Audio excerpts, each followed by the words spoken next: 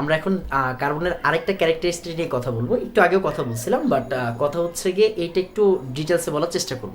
খেয়াল করি, আমরা সবাই জানি কার্বন হচ্ছে 6 নাম্বার, মানে হচ্ছে কার্বনের মধ্যে 6টা প্রোটন থাকে, 6টা ইলেকট্রন থাকে। তার মানে এই যে দেখেন, কার্বনের প্রথমে 2টা ইলেকট্রন, এরপর হচ্ছে 1টা 2টা 3টা 4টা ইলেকট্রন, মানে হচ্ছে মোট কয়টা ইলেকট্রন? মোট হচ্ছে গিয়ে কার্বনের 6টা ইলেকট্রন।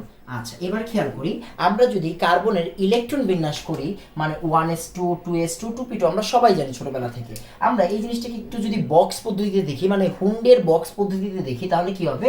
এই যে দেখেন 1s2, আমি একটু লিখে দিই, এটা হচ্ছে 1s, এটা হচ্ছে 2s, দেখেন এটা হচ্ছে 2s, আর এটা হচ্ছে 2p। হ্যাঁ, এই যে তিনটা বক্সে এটা হচ্ছে 2p। আমরা জানি p অরবিটালের মধ্যে আসলে তিনটা অরবিটাল থাকে, তিনটা রুম থাকে, আমরা বলি সুন্দর মতো, তিনটা বক্স থাকে, তাও বলতে পারেন px py pz। আচ্ছা, এবার খেয়াল করি, এই যে দেখেন প্রথমে 2টা ইলেকট্রন, আমরা 2টা ইলেকট্রন আলাদা আলাদা স্পিনে বসাইছি, পরে 2টা ইলেকট্রন আমরা আলাদা আলাদা স্পিনে বসাইছি, পরে 2টা ইলেকট্রন আমরা সেম স্পিনে বসাইছি, ওনের নিয়ম অনুযায়ী। আমরা আশা করি সবাই জানি এগুলো। আবার খেয়াল করি, যখন একে হিট দিব তখন এই যে দেখেন কার্বনের এই যে নীল কালার যে ইলেকট্রনটা আমি এখানে দিছি, এই নীল কালার ইলেকট্রনটা উত্তপ্ত হয়ে মানে পরের উপশক্তি স্তরে, দেখেন পরের অরবিটালে চলে যাবে। তখন কি হয়, একটু কথা আছে এখানে। কি ব্যাপারটা কি, আপনি যখন এইটের বইয়ে যোজনীর একটা লিস্ট পড়ছিলেন, এইটের বইয়ে যোজনীর লিস্টে দেখছিলেন কার্বনের কার্বনের যোজনী দুইটা, একটা হচ্ছে 2 আর একটা হচ্ছে গিয়ে 4, একটা হচ্ছে 2 আর একটা হচ্ছে গিয়ে 4। তার মানে কার্বনের পরমাণু হচ্ছে, কার্বনের যোজনী হচ্ছে দুইটা, একটা হচ্ছে 2 আর একটা হচ্ছে 4। কেন বলা হইতো? আমরা যোজনীর একটা সংজ্ঞা জানি। কি সংজ্ঞা জানি? আমরা জানি পরমাণুর যোজ্যতা স্তরে, একটা পরমাণুর বা একটা মৌলের যোজ্যতা স্তরে যতগুলো অযুগ্ম ইলেকট্রন বা বেজোর ইলেকট্রন থাকে, ওইটাকে আমরা বলি হচ্ছে তার যোজনী। খেয়াল করি, আমরা যখন নর্মালি কার্বনটাকে দেখছিলাম, পরমাণুর যোজ্যতা স্তর কোনটা? এই যে 2s2p, রাইট? আচ্ছা, খেয়াল করি, এই যে যোজ্যতা স্তরে বেজোর কয়টা আছে দেখেন তো, এখানে এটা জোর আকারে আছে, এই যে একটা আর একটা, এই যে বেজোর কিন্তু এখন 2টা। তার জন্য আমরা কার্বনের যোজনী কত বলতাম? 2 বলতাম। আবার যখন আমি কার্বনকে হিট দিছি, তখন এই যে 2s আর 2p কি যোজ্যতা স্তর, তখন এই যোজ্যতা স্তরে বেজোর কয়টা হয়েছে দেখেন তো? 1 1 1 1, মানে মোট 4টা হয়েছে। এই জন্য আমরা কার্বনের যোজনী বলি 4। আচ্ছা, আমরা ওই কথা বাদ দিই, আমরা মনে রাখবো যে অর্গানিকের মধ্যে কার্বনের যোজনী সবসময় কত দিব? আমরা 4 দিব। এই কথাটা আপনি মাথায় রাখতেই পারেন। কেন? কারণ ওই যে আমরা একটু আগে দেখছি একাধিক কার্বনের যৌগ তৈরি হয়। কেন তৈরি হয়? আসলে কার্বনের হাত 4টা, একটা কার্বনের সাথে যদি আরেকটা কার্বন লাগাই, তখন এই কার্বনে 3টা হাত খালি, এই কার্বনে 3টা হাত খালি। আবার খেয়াল করেন, এই কার্বনের সাথে যদি আরেকটা কার্বন লাগাইতাম, তখন এই কার্বনে 2টা হাত, ওই কার্বনে আরো 3টা হাত খালি। মানে কি, 4 হাত দিলে হয় কি, জৈব যৌগ অনেকগুলো তৈরি হওয়ার একটা সম্ভাবনা থাকে। তো আমরা কার্বনের যোজনী ইউজ করবো 4। এখন কার্বনের যোজনী যদি 4 ইউজ করেন, আপনার সুবিধাটা কোথায়? অনেক জায়গায় সুবিধা।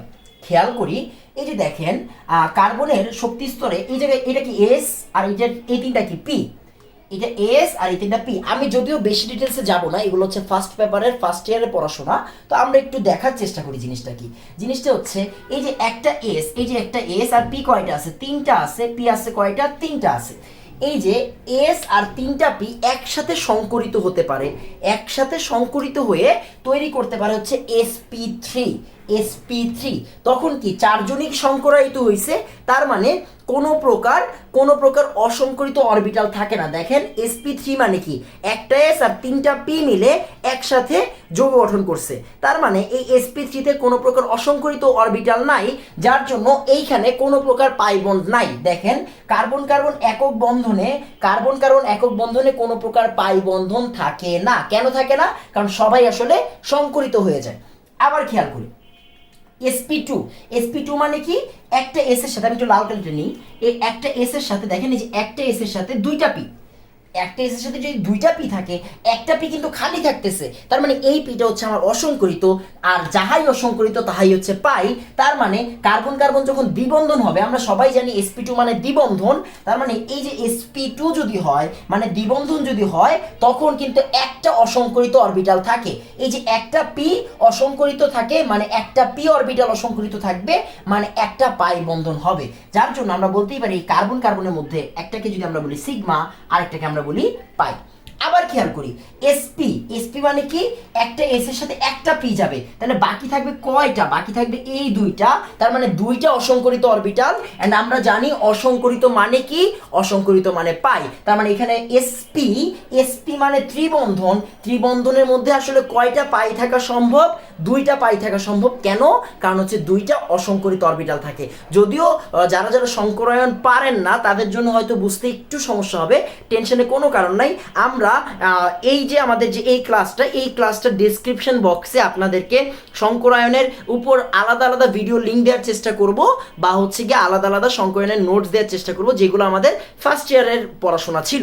একটু খেয়াল করি, তার মানে এই যে এসপি বা ত্রিবন্ধন বা কার্বন কার্বন ত্রিবন্ধন হইলে কি হয়, দুইটা পাই বন্ধন থাকে আর একটা সিগমা থাকে। তার মানে আমি যদি সে ধরেন হচ্ছে কি আমাদের নিচেরটা সিগমা, এটা কোনো নির্দিষ্ট নাই, ধরেন হচ্ছে নিচেটা সিগমা, তার মানে আসলে কি এই যে উপরের দুইটাকে আমরা বলতেছি হচ্ছে পাই, উপরের দুইটাকে আমরা বলতেছি হচ্ছে পাই। খেয়াল করি, তার মানে কার্বন কার্বন যখন ত্রিবন্ধন হয় তখন আসলে দুইটা সিগমা থাকে, সরি একটা সিগমা দুইটা পাই থাকে। কার্বন কার্বন যখন দ্বিবন্ধন হয় তখন একটা পাই একটা সিগমা থাকে। আর কার্বন কার্বন যখন একক বন্ধন হয় তখন আসলে আমাদের কি থাকে, আমাদের কি বলো এটাকে, একটা শুধু সিগমা থাকে।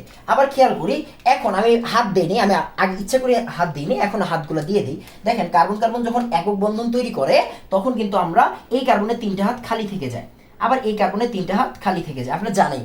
আবার দেখেন কার্বন কার্বন যখন দ্বিবন্ধন তৈরি করে তখন কিন্তু এই কার্বনের দুইটা হাত খালি থেকে যায়, এই কার্বনের দুইটা হাত খালি থেকে যায়। এবং কার্বন কার্বন যখন ত্রিবন্ধন তৈরি করে তখন এটার একটা হাত আর এটার একটা হাত খালি থেকে যায়। এবার খেয়াল করি, এখানে কিন্তু আমরা যৌগ ও হাইড্রোজেন বসাবো, দেন আসলে হাইড্রোজেন প্রতিস্থাপিত হইলে অন্য কোনো মৌল বসতে পারে। এবার বুঝার জিনিস যেটা, সেটা হচ্ছে গিয়ে এই যে দেখেন উপরেরটার নাম আমি যাচ্ছি না, নিচেরটার নাম আমি যাচ্ছি না, আমি জাস্ট এতটুকু ইনফরমেশন আপনাকে দিয়ে রাখতে চাচ্ছি। সেটা হচ্ছে কার্বনের মধ্যে যদি পাই থাকে, কার্বন কার্বন যে বন্ধনটা এটার মধ্যে যদি পাই থাকে তখন আমরা এদেরকে বলি আসলে অসম্পৃক্ত যৌগ। মানে এই যে কার্বন কার্বন দ্বিবন্ধন আর কার্বন কার্বন ত্রিবন্ধন, এই দুইটা পার্টকে আমরা বলবো হচ্ছে অসম্পৃক্ত যৌগ। আর যেহেতু উপরেরটার মধ্যে সবাই সংকরিত ছিল এন্ড সবার মধ্যে কি ছিল, সব সিগমা ছিল, যার জন্য এটাকে আমরা বলতেছি আসলে শুধু সম্পৃক্ত। তার মানে কার্বন কার্বন একক বন্ধন থাকলে এটাকে আমরা বলবো স্যাচুরেটেড বা হচ্ছে আমাদের সম্পৃক্ত। আর কার্বন কার্বন দ্বিবন্ধন অথবা ত্রিবন্ধন মানে পাই থাকলেই হ্যাঁ পাই থাকলেই আমরা এটাকে বলবো হচ্ছে গিয়ে আমাদের অসম্পৃক্ত বা আনস্যাচুরেটেড। আচ্ছা দেখেন, আমরা এই পর্বে আলোচনা করার চেষ্টা করছি যে কেন আসলে কার্বন জৈব যৌগের মধ্যে আসলে কার্বনের স্পেশালিটি। অ্যান্ড কার্বনের এটা কিন্তু খুবই সুন্দর একটা জিনিস যে একটাই যৌগ, একটাই মৌল তার একাধিক যোজনী বলতে 2 আর 4, আমরা যদিও 4 ইউজ করব। অ্যান্ড এই 4 যোজনী হওয়ার আমাদের বেনিফিটটা কি, বেনিফিটটা হচ্ছে এদের মধ্যে একাধিক সংকরায়ন দেখা যায়, যার জন্য একাধিক যৌগ তৈরি হওয়ার সম্ভাবনা থাকে, যার জন্য জৈব যৌগের প্রাচুর্যতা অনেক বেশি থাকে। আশা করি আপনাদেরকে এতটুকু আমি বুঝাইতে পারছি যে আসলে জৈব যৌগের মধ্যে কার্বনই আসলে কেন বেশি দেখা যায় অ্যান্ড কার্বন দিয়েই কেন আসলে জৈব যৌগ তৈরি হয়ে যায়। তো আশা করি আমি বুঝাইতে পারছি কেন আসলে জৈব যৌগের মধ্যে কার্বন স্পেশাল অ্যান্ড কার্বনের জন্য জৈব যৌগ স্পেশাল।